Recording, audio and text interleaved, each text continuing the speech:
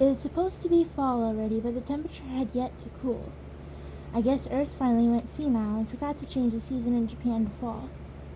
The summer heat appeared set to continue diligently into extra innings with no end in sight. It would stick around forever unless someone hit a walk-off home run, though I got the feeling that by that point, fall would be long gone and we'd be into winter. Haruhi told us that it might take a while, so we grabbed our book bags as we left school. I wondered where Haruhi was headed as she rapidly descended the hill. I really doubt we can find a sponsor willing to donate money for a high school original movie. Maybe if we were a research society, but we're an absolutely pointless, unexplained group that's existed for over half a year, despite the fact that we don't know why we're here. I wouldn't be surprised if nobody even opened their door for us. As we reached the bottom of the hill, we boarded the local line of the private railway and got off at the third station. We were near the cherry tree-lined path where Asahina and I had taken a stroll. I saw a huge department store as well as a shopping district, a relatively busy place. With Asahina and me in her tracks, Haruhi headed straight into the shopping district. Here. The place Haruhi pointed to after she finally stopped was an electronics store. I see, I said. Apparently she intends to wrangle the equipment for filming the movie out of this place. How? Hold on, I'll go negotiate. Haruhi handed me her bag and walked into the glass-walled store.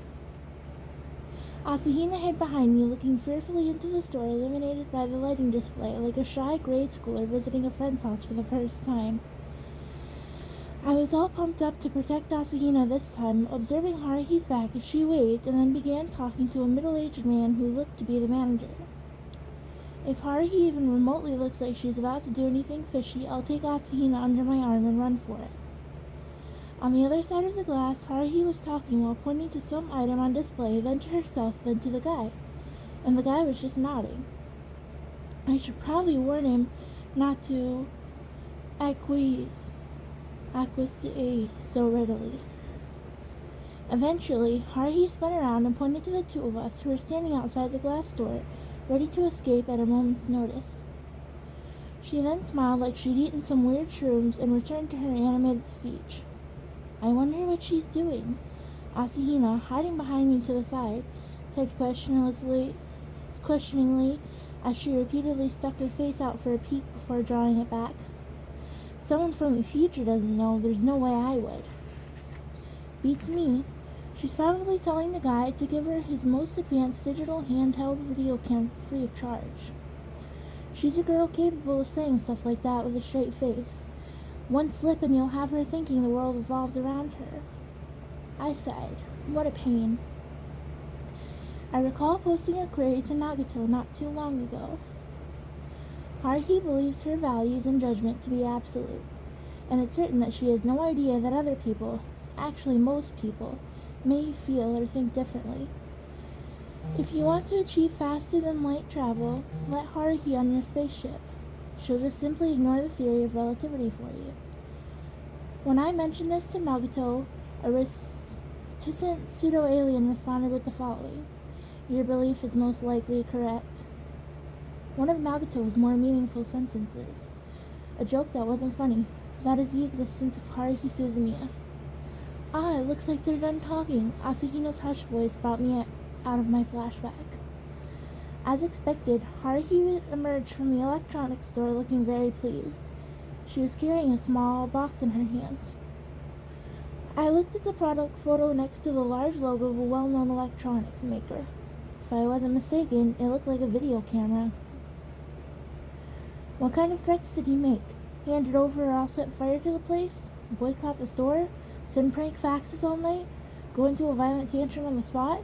Self-destruct without any warning? Are you an idiot? I wouldn't use those kinds of blackmail tactics. Haruhi was merely walking under the canopy of a shopping district. First step was a success. Everything's going well. I walked after her, forced to carry the box containing the video camera as I watched her straight hair swaying across her back. I'm asking how you got such an expensive item for free. Are you holding something over him? Yeah, the first thing she said after the store was, "Got it. If he's giving away stuff, hook me up." What are the magic words? Haruhi looked back with a grin on her face. Nothing special. I said I wanted to film a movie, so give me a camera, and the guy was all like, sure, and gave it to me. No problem at all. No problem now, maybe, but I have a feeling there will be a problem later on. Or do I just worry too much? Stop getting worked up over every little thing. You just need to work enthusiastically as my servant. Unfortunately, it felt as though last spring I had accidentally gotten on a ship with the word Titanic written across the side. I wanted to send out an SOS at some point, but I regret that I just didn't know Morse code. First of all, I don't have the temperament to just generously be anyone's servant. Come on, let's go to the next store. Haruhi walked off energetically, arms swinging amid the crowd of shoppers. I exchanged a look with Asahina before running after Haruhi as she faded into the distance at a pace you'd expect from someone participating in a speed walking race. The next place Haruhi visited was a model shop. Asahina and I were left outside again as Haruhi engaged in negotiations. I was beginning to understand. When Haruhi pointed at us through the glass, she was actually pointing to Asahina, like she meant for Asahina to perform some kind of action to serve as payment for services. Asahina, completely oblivious to that fact, was curiously staring at the diorama in the display case. Should I tell her? After a few minutes of waiting, Haruhi once again emerged from the store carrying a bulky box. What is it this time? A weapon, Haruhi replied as she pressed the box on me. On a closer look, I saw the box contained something like a plastic model. It appeared to be a pistol-type firearm. What was she going to do with this? We'll use it in the action scenes, some gun action. A flashy gunfight is one of the basics of entertainment. I like to blow up a few buildings while we're at it. Do you know if they sell dynamite? I wonder if the general store sells it. How would I know? I can at least tell you you're not going to find any in convenience stores around the internet. You might find it lying around if you go to a quarry. Was the next thing I was about to say, but I swallowed those words. Think about who this is.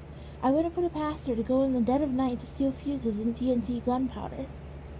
I set the boxes containing the video camera and the model gun on the ground and turned to Haruhi. So, what do we do with all this stuff? Take them home with you for now, then bring them to the club room tomorrow. It'd be a pain to go back to school at this point. Me? You. Haruhi crossed her arms with a cheery look on her face, a sight rarely seen in the classroom. Her SOS brigade? Only smile. Whenever Haruhi smiled like this, I ended up having to run around cleaning up after each disaster. Was I the opposite of the straw millionaire?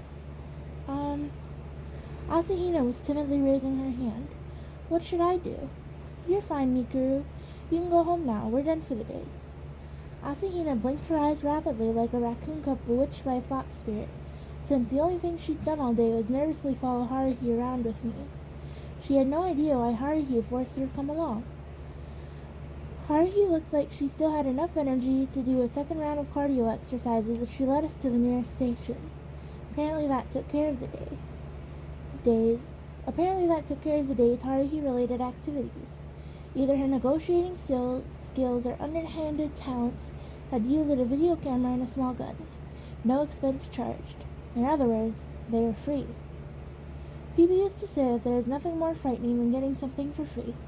The problem was, Haruhi wasn't the least bit scared. Actually, if something out there is capable of scaring her, please get in touch with me. The next day, I found myself lugging excess baggage in addition to my book bag up the hill. Yo, Kyon, what you carrying there? A present for some good little children? That was Sanaguchi running up next to me, a simple-minded, single-celled idiot, an unmistakably ordinary student you could find anywhere. Ordinary. What a wonderful word. It means so much to me in my current situation. It has a ring of reality to it. I hesitated for a moment before fastening the lighter of the two plastic bags on the Taniguchi. What is this? A model gun? I didn't know you had such a dark hobby. Not mine. Haruhi's.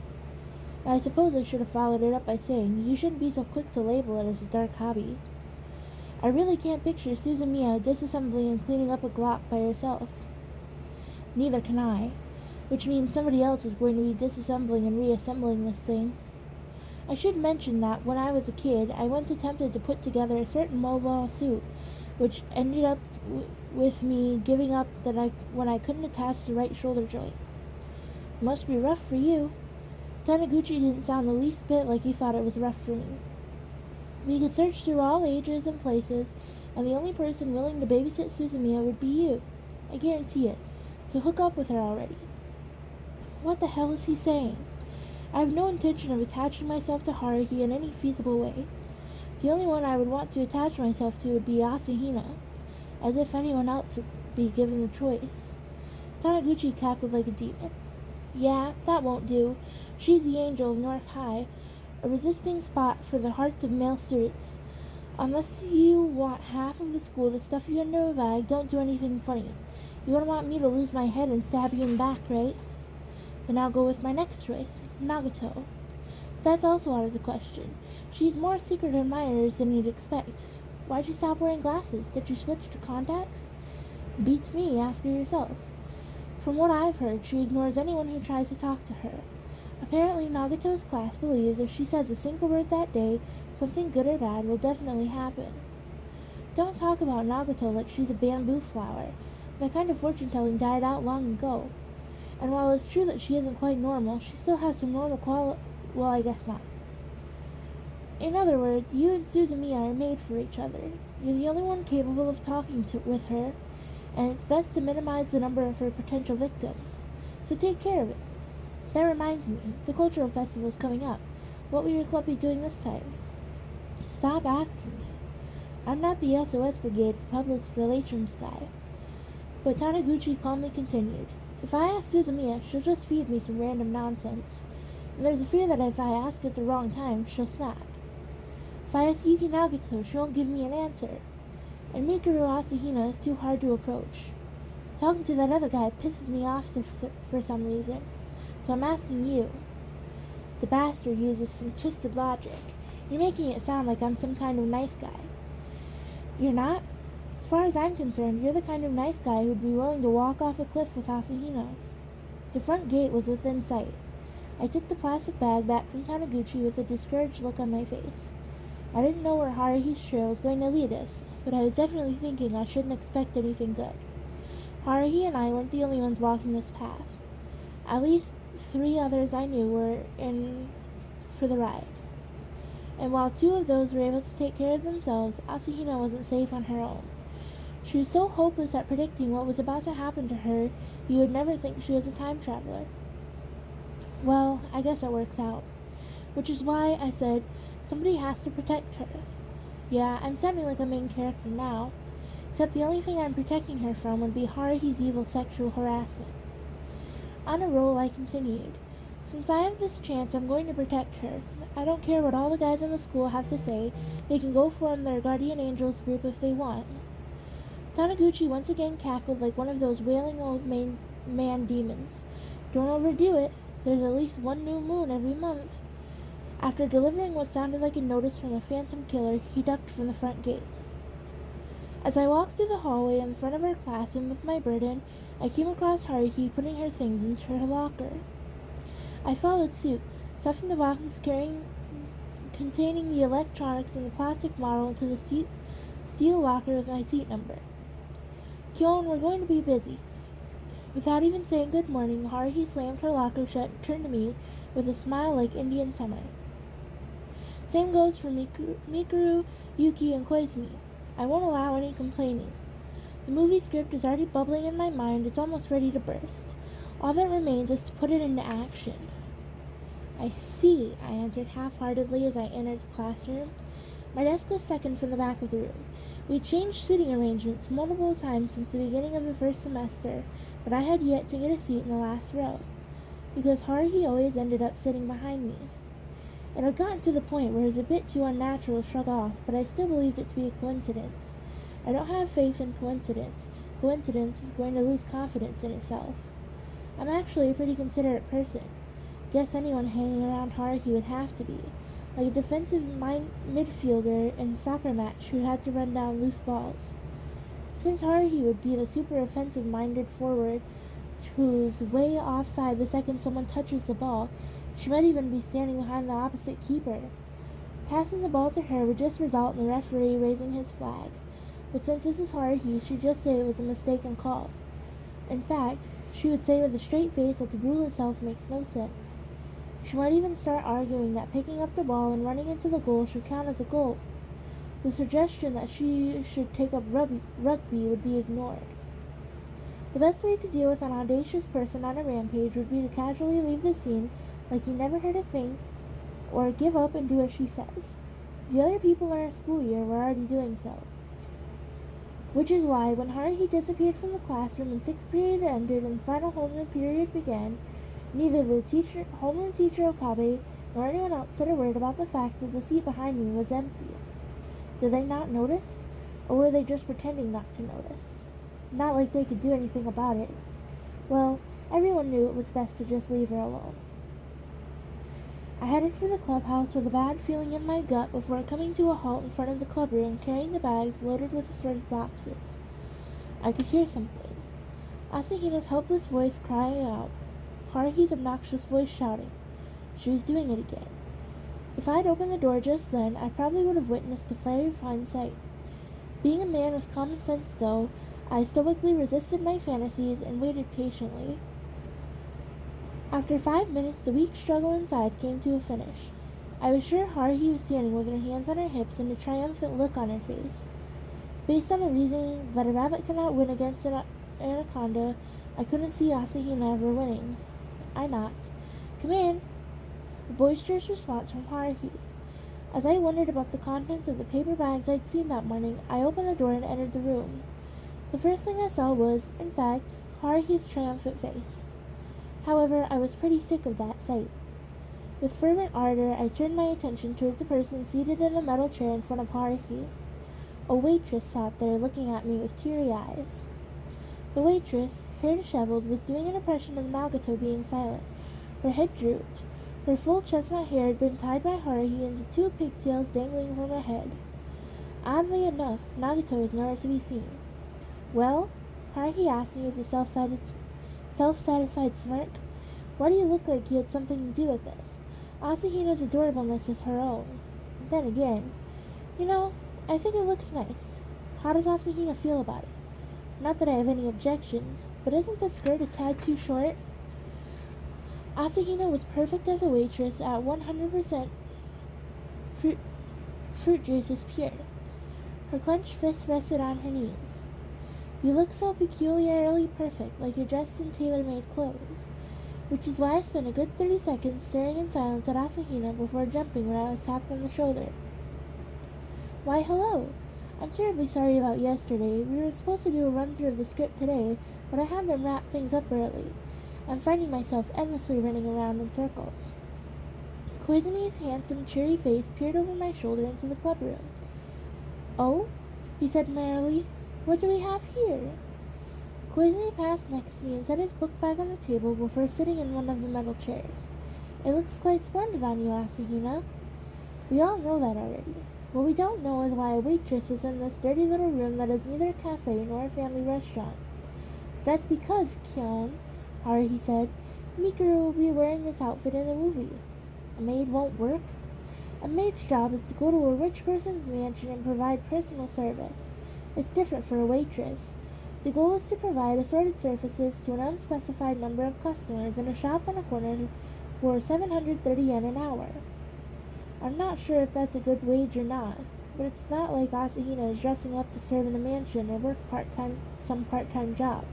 Maybe if Haruhi actually paid her. Don't sweat the small stuff. It's all about feeling. I like how this feels.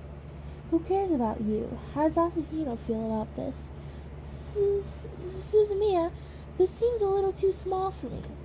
Asahina seemed quite concerned. She was incessantly tugging downward on the hem of her miniskirt, but her motions were too tantalizing. You realize my eyes can't help but be drawn there, right? "It's just fine, a perfect fit." I forced myself to look away and instead focus on Haruhi, smiling like a colorful flower blooming in the jungle. Haruhi directed her eyes, always looking forward, at me. "The concept for a film," she pointed to Asahina curled up in a fetal position, "is this." "This? Are we doing a documentary on the daily life of a girl working in a cafe?" "No, there isn't anything fun about taking secret videos of Mikuru's daily life. The only way you could ever get an interesting story out of filming someone's daily life would be if it was a person living an extremely eccentric life. Filming the daily life of an ordinary high school student would only be for self-satisfaction." I fail to see how that would satisfy Asahina, and from an objective point of view, I think that self-satisfaction would be important in and of itself. Besides, Asahina's daily life would actually be considered quite eccentric, but I'll keep my mouth shut. As a director representing the SOS Brigade, I decided to provide quality entertainment. Just you watch. Every single member of the audience will be up on their feet in a standing ovation. Upon closer look, I noticed that Haruhi's armband had changed from chief to director at some point. She sure was prepared. As I watched the female director getting excited by herself, the female lead getting depressed, and the male lead standing back, smiling enigmatically like a bystander, I was wondering what exactly was going on. Then the door opened without a sound. I thought something big had come to make an appearance. Scared for a moment like day had come to retrieve me from my rather short life, it almost made me wonder if I hadn't accidentally stepped into the music room from the room where Salieri goes to Mozart to commission a requiem. As she delivered her signature ellipsis, Yuki Nagato entered the room with a paler face than usual. Only her face was visible. Everything else was covered in black. I wasn't the only one at a loss for words. Haruhi and Asahina were the same. Koizumi's smile had a hint of surprise tacked on like a tax. Nagato was garbed in clothing strange enough to startle Asahina. Her body was wrapped in a mantle as dark as a blackout. Her head was covered with a wide-brimmed, pointy hat of the same color. She looked like a vampire hunter, or maybe the Grim Reaper. As we watched, Nagato silently headed for her designated seat in a corner, withdrew her bag and a hardcover book from under her mantle and set them on the table, and, completely ignoring our shock, she began reading from her book. Apparently, it was the costume for her class's fortune-telling convention. That's what I gathered from Nagato's short responses to Haruhi, who was the first one to recover and issue a rapid string of questions. Nagato's class must have had an extremely resourceful and talented stylist to make Nagato wear such a jolly costume. In any case, if she walked here from our classroom in this monk-like getup, did that mean this was supposed to be Nagato's way of competing with Asahina? She made guessing what Haruhi was thinking look easy. An unpleasant silence hung over the room. Only Haruhi looked like she was really happy. "Yuki, now you understand. Yes, that's it." Nagato slowly turned to look at Haruhi before returning to her book. "That costume is perfect for the role I had in mind. Let the people who put you in that know later. I want to wire them a message to show my appreciation." "Don't. If someone were to receive a message of congratulations from Haruhi, that person would probably suspect some kind of catch and end up being scared of his own shadow. You need to take an objective look at how other people view you." Haruhi looked to be in high spirits as she hummed the Turkish march while opening her bag and withdrawing a stack of photocopy sheets. She quickly passed them out, looking like Kintaro after wrestling down a black bear. Not having much choice, I turned my eyes to the sheet of paper. The following passage was scribbled across the page. "Combat Waitress, The Adventures of Mikuru Asahina, tentative. Dramatis Personae, Mikuru Asahina, combat waitress from the future. Itsuki Koizumi, boy Esper, Yuki Nagato, evil alien. Extras, passerby." Yeah. Has her level of intuition transcended more than mere disbelief? Or did she hit the mark without even trying? I'm starting to wonder if she's just feigning ignorance. What's with her sharp senses that only work at odd intervals? As I stood stunned, I was brought back to the real world by the sound of chuckling next to me. The only person with that kind of laugh would be Koizumi. "Well, this is quite... I envy how you seem to be enjoying yourself. What should I say? Just as one would expect? Indeed, the casting seems quite appropriate for Suzumiya. It's wonderful. Don't smile at me, it creeps me out." Asahina was reading the sheet of paper clutched in her slender, violently trembling hands. What? A small cry escaped from her mouth. She turned to me with eyes seeking salvation. Except, upon a closer look, her eyes seemed very sad, even reproachful, like a kind, slightly older female relative scolding a young child whose prank had gone too far. "Oh, I remembered. That's right. After the incident 6 months earlier, I'd revealed their true identities to Haruhi. Ah, crap. Is this my fault? I frantically spun to look at Nagato, the human contact purpose humanoid interface clad in a black mantle and black hat. She was silently reading her book. I see no problems of consequence, Koizumi later asserted optimistically. I fail to see the humor in this situation. While these circumstances might not invite humor, there is no need for pessimism. How do you know? For the simple reason that this is merely casting for a movie. Suzumiya does not actually believe I am a boy Esper.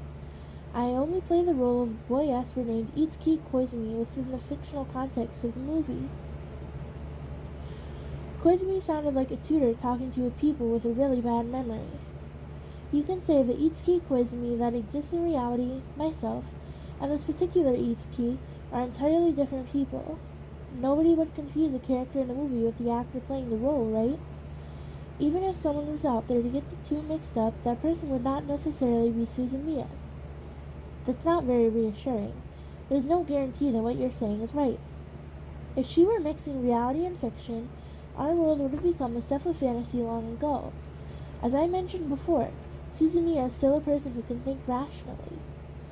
I know that, but since Haruhi's rational reasoning is half-possessed, I've been dragged into many bizarre incidents, and Haruhi, the key to all of this, doesn't have a clue of what's happening around her. For we must not allow her to discover any evidence of what is happening, Koizumi continued calmly. There may come a time where we have no choice but to reveal the truth, but not now. Fortunately, Asahina's faction and Nagato's faction are of the same opinion. I would prefer that the current situation never change. So would I. I don't want to watch the world turn into a huge mess. That can't happen until I've beaten the game that comes out next week, or I'll have lingering regrets. Koizumi was still smiling. You should worry less about the world and be more concerned about your own safety. Nagato and I can probably be replaced, but you have no understudy. I took care not to let these feelings of frustration affect me, and pretended to be engrossed in pressurizing the gun I now had back in my hands. Asahina called it a day after assigning Asahina her costume and announcing the cast. Actually, she apparently wanted to drag Asahina around in her waitress outfit and hold a press conference for the upcoming film. But since Asahina was seriously on the verge of tears, I made Haruhi give up that idea. It's not like this high school has a journalism club, news club, or advertising club to begin with. Once I brought that up, Haruhi's lips powdered into waterfowl status. I suppose you're right. Amazingly enough, she agreed. It's better to keep the details under wraps until the very last second, Kyon. That's rather clever of you. We can't have people ripping us off. This idea isn't exactly at the level of a Hollywood or Hong Kong film. Who would want a storyboard that's still bubbling in your mind? So, Kyon, have the gun ready for use within the day. Filming starts tomorrow. You'll also need to learn how to use the camera. Ah, that's right. You'll need to move the video data from the camera to the computer and do the editing, so pirate the necessary software. Also, and once Haruhi had finished dumping a load of assignments on me, she left while humming the theme from The Great Escape. Didn't matter if she was in a good mood or a bad mood, she was always causing trouble for other people. Honestly. Which is why I was currently face to face with another guy, Koizumi, struggling to make the model gun shoot BBs with reference to the instruction manual. Once Asahina had finished changing, she left with sagging shoulders. Nagato, still dressed like a witch invited to a sabbat, was off somewhere without her bag. I guess Nagato had only come to show us her costume. Based on her record, there may have been some kind of significance in that action. Or she was just showing her face in the clubroom, like she's probably doing something in her classroom at this moment, like practicing fortune-telling with a crystal ball or whatever. I got the impression that the level of commotion in the school was slightly increasing on a day-to-day basis. Every time I heard some wind ensemble practicing after school, the crappy horns made fewer mistakes. There were also people cutting up veneer and balsa wood in the shadows of the courtyard, and a growing number of people were dressed in odd costumes like Nagato's. But this was just a festival at a plain old prefectural high school. I expected a cultural festival without anything extreme or out of the ordinary. As far as I could see, maybe half the student body hadn't given up on working hard to make this a fun festival. Incidentally, our class, 1-5, had just given up on having fun, period. The ones who weren't in the cultural club would probably be really bored that day.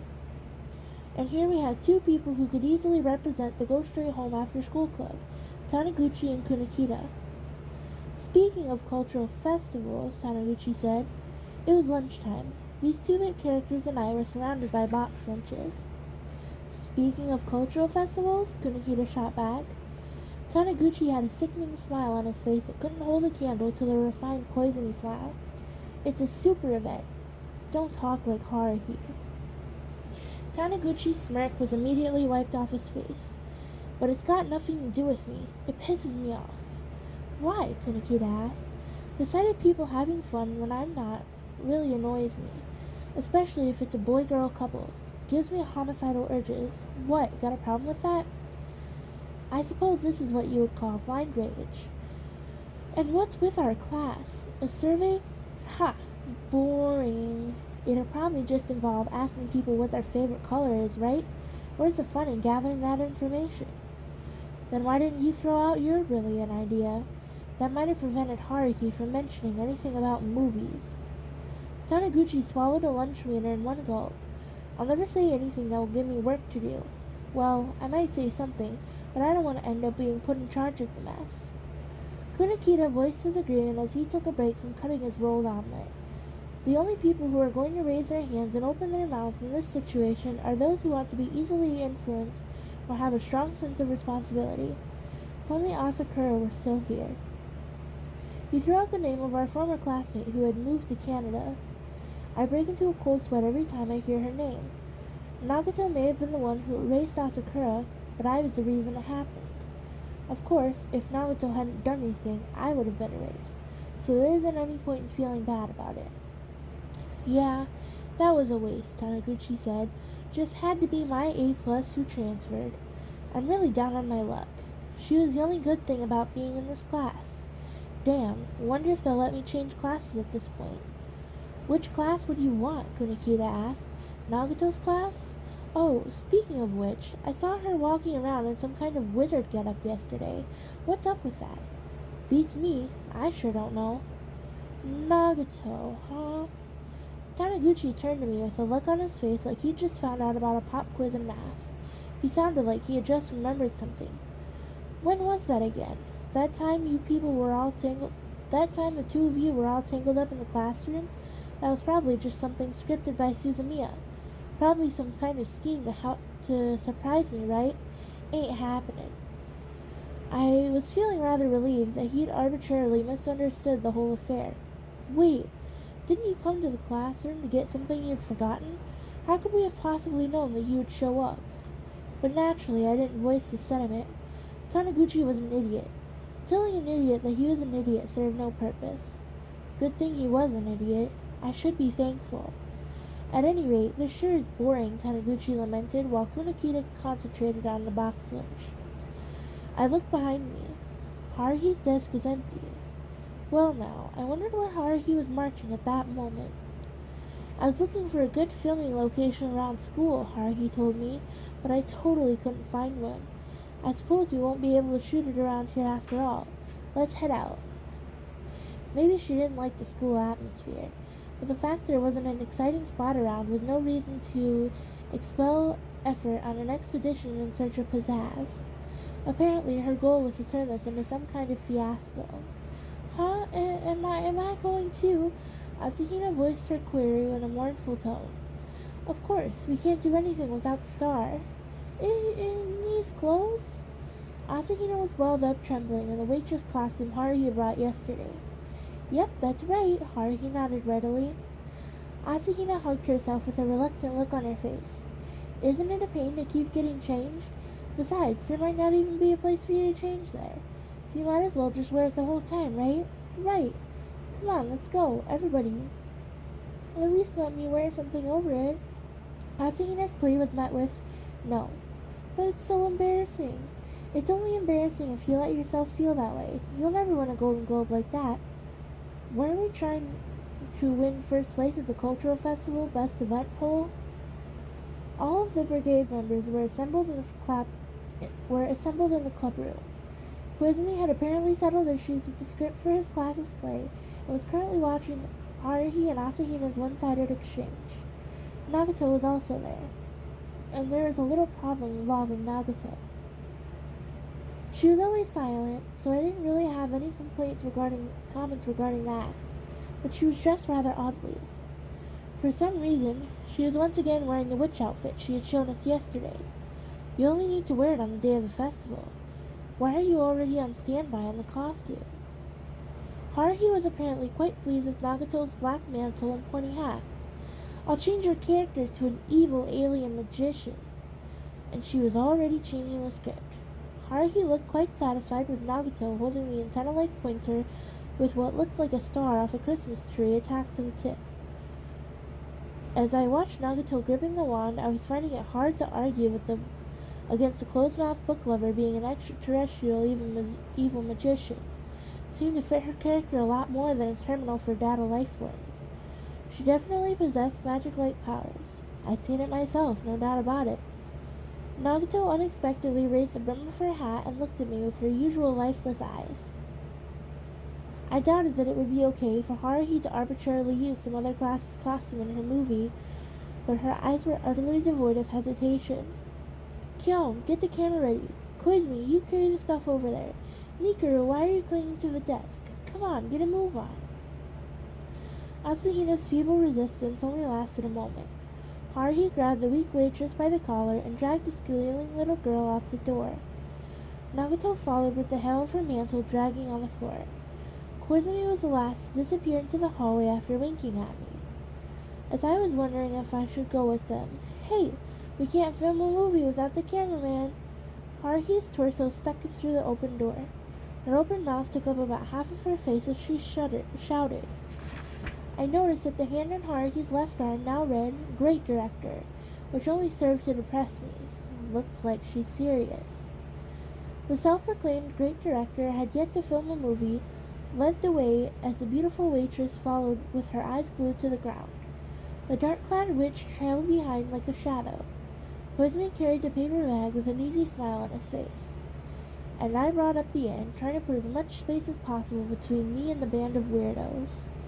We had already managed to become the center of attention while moving around campus, but this procession that resembled a Halloween party was doing a fine job of attracting interest off campus. Asahina, already the focus of much attention at school, was currently looking down 20% of the time, blushing 30% of the time, and dragging her feet like a robot 50% of the time. Haruhi was cheerfully humming the melody of Heaven and Hell theme like an impending disaster was on the horizon. No idea where they came from, but she was energetically carrying a yellow megaphone in her right hand and a director chair in her left, like a Mongolian cavalry riding west across the plains. As I wondered where she was planning on making her assault, we arrived at the station. Haruhi brought tickets for all of us and handed them out. She then advanced towards the ticket gate with a prosaic look on her face. "Wait," I objected in Asahina's stead, seeing as how she had lost her ability to speak. I pointed to the mini-skirted waitress, drawing inquisitive glances from every direction, and the vertically challenged girl in black standing next to her like an attendant. You're gonna have them get on the train dressed like this?" "Something wrong with that?" Haruhi replied, feigning innocence. "You might get arrested if you're running around with anything on, but they're fully dressed." "Or what? Would you have preferred the bunny girl outfit? You should have told me earlier then. I wouldn't mind changing it to Combat Bunny Tentative if you'd like." "Not sure why you should be saying that after dragging her all the way out here in a waitress outfit. Anyway, didn't you say this was the concept for the movie?" "Not that I would know, but are you supposed to change the concept just like that?" I worked my brain trying to get a glimpse of the feelings of the creator. "The most important thing is your ability to adapt to the situation. That's how life on Earth was able to evolve. It's adaptive selection. If you aren't careful, you'll end up eliminated through natural selection. You have to adapt properly." "Adapt to what?" If the environment had a mind of its own, I could see Haruhi being ejected out of the atmosphere. Koizumi was just smiling and carrying stuff. Nagito was maintaining her silence as mentioned above. Asahina apparently lacked the strength to speak up, which meant that everyone else was keeping their mouths shut. I wish someone would do something. Haruhi apparently took the silence to mean that everyone had been deeply impressed by her words.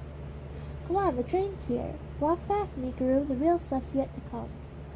Like a police detective leading the way for a female perpetrator who had just committed a murder for sympathetic reasons, she put her arm around Asahina's shoulders and walked towards the ticket gate. And we were there. We got off at the same station as the other day and headed towards the same shopping district. I was beginning to have my suspicions when we really did stop in front of the same store as the other day, the electronic stores where Haruhi had haggled for the video camera. We came as promised, Haruhi shouted as she cheerfully walked in. The middle-aged guy appeared from the store interior and rested his eyes upon Asahina. Ho ho! The guy stared at our lead actress with a grin on his face that could only be considered sexual harassment. Asahina was completely motionless, like a fighting game character after using a super move. The guy continued speaking. Is she the one from yesterday? I didn't recognize her. Ho ho! Then I'll leave it to you. Leave what to us? I was in the process of reflexively moving forward to defend the quivering Asahina when Haruhi pushed me back. Okay, we're gonna have a meeting now, so listen up. And Haruhi made her announcement with the same smile she had right after winning the inter-club relay. We will now begin shooting the commercial. This store, has a very friendly owner, and he's a nice guy. The store's been around when it was owned by the grandfather of the current owner, Eijiro. We carried everything from batteries to refrigerators. Waitress Asahina forcibly recited in a deadpan voice with a twitching smile on her face. Nagito stood next to her, holding up a placard that says Omori Electronics, as I watched the two of them through the video camera viewfinder. Asahina had an expressively awkward smile on her face as she held a mic that wasn't actually hooked up to anything. Koizumi stood next to me, holding up cue cards with a faint mocking smile on his face. The cue cards were just a sketchbook Haruhi had scribbled on a minute ago without giving it much thought. Koizumi was flipping through the pages as Asahina went through her lines. We were in front of the store, still in the shopping district. Haruhi leaned back in her director's chair with her legs crossed as she watched Asahina's acting with an intense look of concentration on her face. Okay, cut. She whacked the megaphone against her palm. There isn't any emotion. I'm not sure I can't feel the vibe. Why I can't feel the vibes. It's just like it doesn't have any oomph to it, she said while biting her nails. My reaction as I stopped the video camera was along the lines of good grief. Asahina also stopped with her hands clutching the mic. Nagito was stationary to begin with. Koizumi just smiled. Behind us, people passing through the shopping district chattered curiously. Mikuru's expression is too stiff. Your smile needs to be more natural. Think happy thoughts. Yeah, aren't you feeling happy right now? You've been handpicked to be the star of the movie. You're never going to experience anything happier in your life. I'd really like to tell her to go shove it. If I had to summarize Haruhi's conversation with the manager from yesterday, it would probably go something like this. I'll take a commercial for this store in the movie, so give me a video camera. Sure. I'm pretty sure there's something wrong with the manager for going along with Haruhi's sweet talk. But there's definitely something seriously wrong with Haruhi if she's planning on screening a homemade movie with commercials. I've never heard of a leading actress doing a commercial in the middle of a movie. Maybe if you casually sneak something into the background during the scene of the movie, but this just looks like a feature-length commercial. I got it, Haruhi was shouting to herself. Could you please stop having these revelations? It's kind of odd for a waitress to be in an electronics store. Weren't you the one who brought that costume? Koizumi, hand me that bag, the small one. Haruhi took the paper bag from Koizumi and grabbed the hand of Asahina, who was looking relieved. Then she barged into the store. Manager, do you have a room in the back we can change in? Yeah, anywhere will do. The bathroom's fine. Really? Then we'll borrow your storeroom. She casually disappeared into the back of the store with Asahina in tow. It appeared that poor Asahina no longer even had the strength to resist. She obediently allowed herself to be dragged forward by Haruhi's ridiculous strength. It might just have been that she was willing to do anything if it meant getting out of that costume. The rest of us, Koizumi, Nagato, and I, stood around with nothing else to do. Nagato in her black attire hadn't even stirred an inch from her position of holding up the placard. She just stared at the video camera. I'm amazed her arms weren't tired. Koizumi smiled at me. It would appear I won't be making much of an appearance in this film. You see, I'm also acting in our class play. It was decided by a class vote, which means I am currently struggling to memorize my lines. I would prefer a role in this film with a minimal number of lines. Hey, why don't you go have a go at the lead role? In any case, Haruhi's the one holding authority as far as the casting goes. Direct your ideas to her. Do you believe me capable of such an incredible task? I, a mere actor, could not possibly bring myself to speak of the producer, who is also the director. After all, Suzumiya's orders are absolute. I don't even want to imagine the sort of chastisement she would deliver if I were to disobey her. Neither do I. Isn't that why I'm being her cameraman? And I'm not even shooting a movie, just a local commercial film for a private store. The concept of being a good neighbor only goes so far. The usual frenzied scene was probably occurring in the back of the store right then. The scene of Haruhi stripping a resisting Asahina as she pleased. I didn't know what costume she was putting her in, but she could just wear it herself. She was probably give Asahina a run for her money in the looks department. Did she never consider making herself the star of the movie? Sorry for the wait. Of the pair walking back out, Haruhi was naturally still in her uniform. The other person's appearance triggered a slideshow of images in my mind. Yeah, it's already been 6 months. Time sure flies. A lot has happened in the past 6 months. Baseball, a remote island, all kinds of stuff. They're all such fond memories now.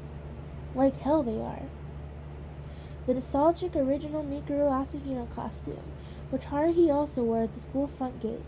The overly revealing costume that had become the talk of the school and left Asahina emotionally scarred.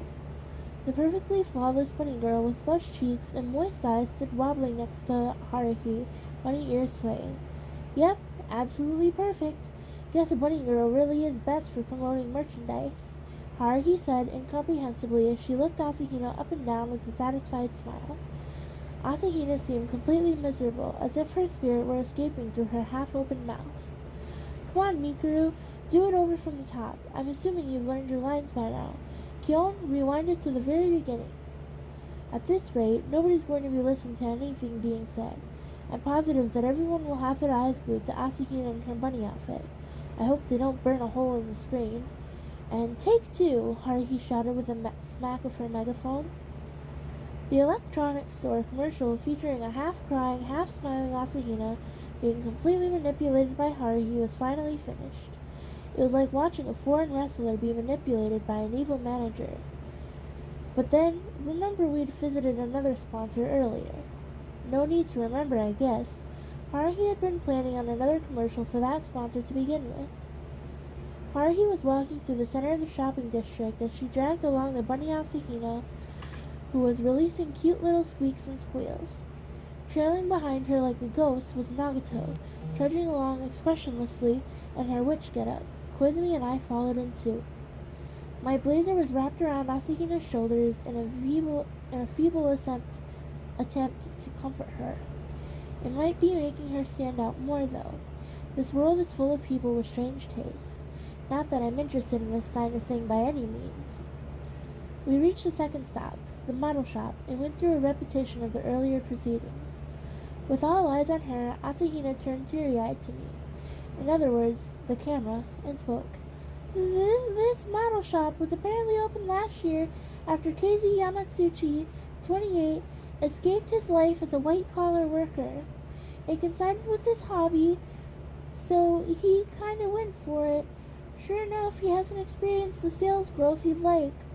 Growth rate for this first year's term was about 80% of what it was for last year's first term.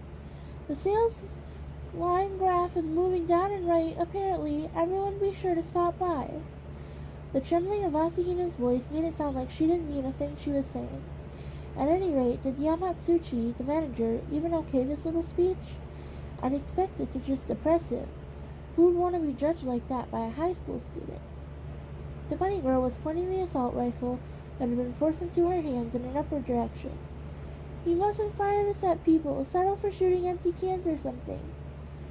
Nagato was standing behind her holding a placard that read Yamatsuchi Model Shop with an unreadable expression on her face. It was a surreal sight. Since Ryoko Asakura looked like a normal person with emotions, I assumed that not all alien-made artificial life forms acted like robots. Was Nagato's lack of emotion by design? Asahina then proceeded to point the rifle at some empty cans on the ground and open fire. I'm pretty sure it'll hurt a lot if you get hit. She even performed a demonstration by fearfully discharging the weapon, riddling the aluminum cans into beehives, which caused a stir among the peanut gallery. Her accuracy was only around 10% though. I was feeling pretty guilty about recording this kind of scene on a DV cassette tape. I feel like I should apologize to both Asahina and the person who developed this technology. He sure didn't invent the video camera to record this crap. And so we were done for the day once the stupid commercials were finished. We returned to the school momentarily and lounged around the club room while Haruhi informed us of the schedule for the next stage of filming. Tomorrow's Saturday and we have the day off, so we're meeting up in the morning. Be in front of Kitaguri Station at 9. Got it? Incidentally, the commercials already ate up 15 minutes of time. How long would the actual film be? If you screened some 3-hour-long epic at the cultural festival, no one would stick around to the very end. I doubt there'd be much of a turnout either. I mulled this over in my mind as I watched her discouraged-looking Asahina. She'd been in a waitress outfit for the trip there, and then she'd been forced to wear her bunny girl outfit on the train for the ride back before finally being allowed to change back into her uniform. She lifelessly collapsed on the floor. At this rate, we'll have to watch out for the lead actress falling asleep during filming. I finished off the tea Koizumi had brewed in place of the exhausted Asahina. Hey Haruhi, can't we do something about Asahina's outfit? There's gotta be something that looks more like something she could actually fight in, like a combat uniform or camouflage fatigues, I asked.